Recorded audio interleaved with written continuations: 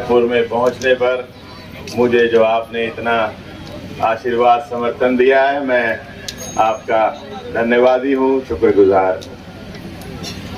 हमारे बीच में हमारे पूजनीय संत बाबा फकीरदास जी, हमारे बीच में हमारी आदरणीय विधायक जिनको अभी आप सुन रहे थे बहन रेणुबाला जी, हमारे आदरणीय पूर्व मंत्री जिनके साथ पीढ़ी दर पीढ़ी से संबंध चले आ रहे हैं चौधरी अकरम खान जी, हमारे इंजीनियर ऋषिपाल जी, भाई जाकिर हुसैन जी, अमजद खान जी, फिरोज जी, अकरम खान जी, महबूब खान जी, हमारे सरपंच जरनैल सिंह जी, असलम जी, नूर मोहम्मद जी, संदीप चौधरी जी, मधु जी, रेखा कश्यप जी, आशीष शर्मा जी, हाजिर हुसैन जी, साधु राम जी, प्रदीप जयरामपुर जी, मस्कीन जी, सरपंच साहब हमारे अली अहमद जी,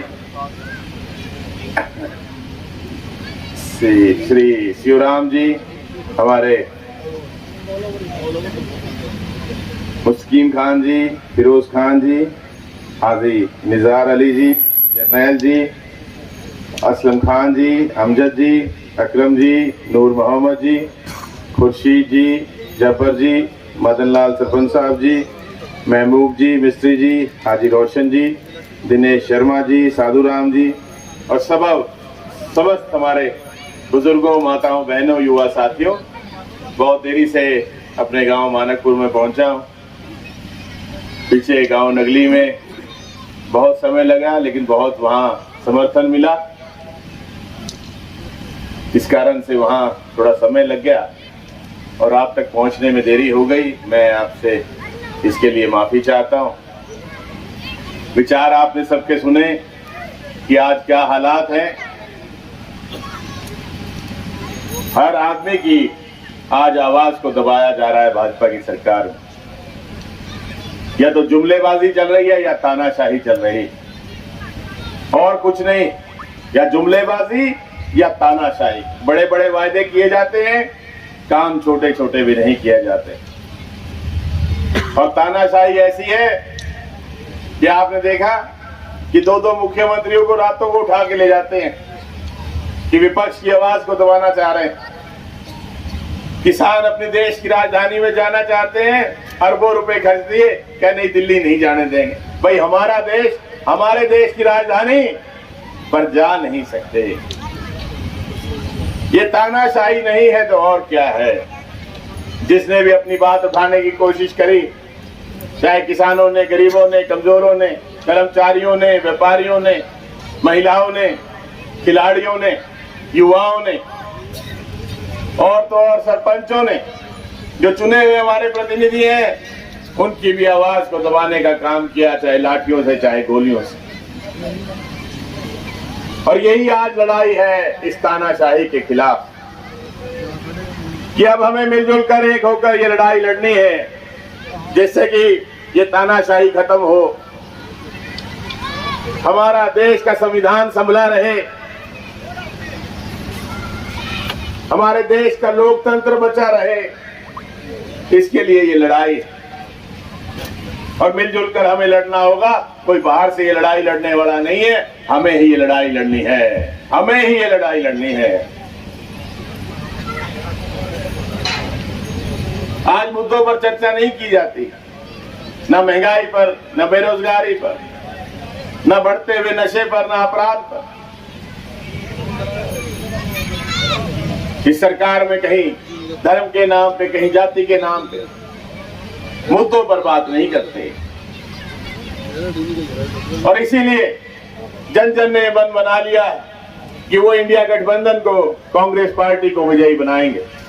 और उसके लिए हमें मिलजुल कर, क्योंकि बहुत बड़ा इलाका है, 9 विधानसभा क्षेत्र है, ये मिलजुल कर हमें लड़ाई लड़नी है।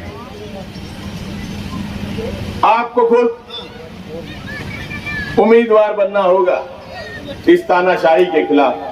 खुद वरुण चौधरी बनना होगा और वरुण चौधरी बनकर लड़ना होगा, घर घर पहुंचना होगा। क्योंकि कोई ये ना कह दे कि मन तो था कांग्रेस को वोट डालने का, लेकिन कोई हमारे तक पहुंचा नहीं। तो हमें पहुंचना है अपने देश को बचाने के लिए, अपने प्रदेश को बचाने के लिए, अपने देश के संविधान को बचाने के लिए। आज ये लड़ाई हमें लड़नी होगी। लड़ेंगे, लड़ेंगे, जीतेंगे, लड़ेंगे, लड़ेंगे। शुक्रिया। और ये भी मैं आपको बता दूं कि जब आप ये लड़ाई लड़ेंगे लोकसभा में और जीतेंगे, तो जो 5 महीने बाद विधानसभा का चुनाव होने जा रहा है, उस समय कांग्रेस की आंधी चलेगी, आंधी उसको कोई रोक नहीं सकता। ये रास्ता बनने जा रहा है लोकसभा के माध्यम से, ये रास्ता बनने जा रहा है और आप बनाएंगे, मुझे यकीन है आपके ऊपर। जहां जहां भी हमारी जानकारियां हैं, रिश्तेदारियां हैं, आपसे अपील है कि आप जरूर सबको बोलें। इस आजादी के लिए देश की बहुत लंबी लड़ाई लड़नी पड़ी। हमारे स्वतंत्रता सेनानियों ने बहुत खून बहाया, अपनी जानें गंवाई और लोकतंत्र को स्थापित किया। और आज वही लोकतंत्र खतरे में है। इस तानाशाही को हमें खत्म करना होगा। ये देश के लिए जरूरी है। और जहां तक मेरी बात है, मैं आपको विश्वास दिलाता हूं कि जब आप मुझे चुनकर भेजेंगे, आपकी आवाज को लोकसभा में गुंजवाऊंगा। वहां जाके मौन व्रत धारण नहीं करूंगा। जो पिछले 10 साल से आप बताइए कोई आपकी आवाज गूंजी हो वहां पर, लोकसभा में कोई आपका मुद्दा उठाओ, कोई बात रखी गई हो इलाके की। पर मैं आपको विश्वास दिलाता हूं और यह भी विश्वास दिलाता हूं कि जब आप मुझे चुनकर भेजेंगे लोकसभा में, तो आपको मुझे ढूंढने की जरूरत नहीं पड़ेगी, मैं आपको यहीं मिलूंगा। यह भी मैं आपको विश्वास दिलाता हूं। तो इसी विश्वास के साथ कि आप एक एक वोट इंडिया गठबंधन के पक्ष में, कांग्रेस पार्टी के पक्ष में डालेंगे भी और डलवाएंगे भी, मैं हृदय की गहराइयों से आपका धन्यवाद करता हूं, आभार व्यक्त करता हूं। जय हिंद।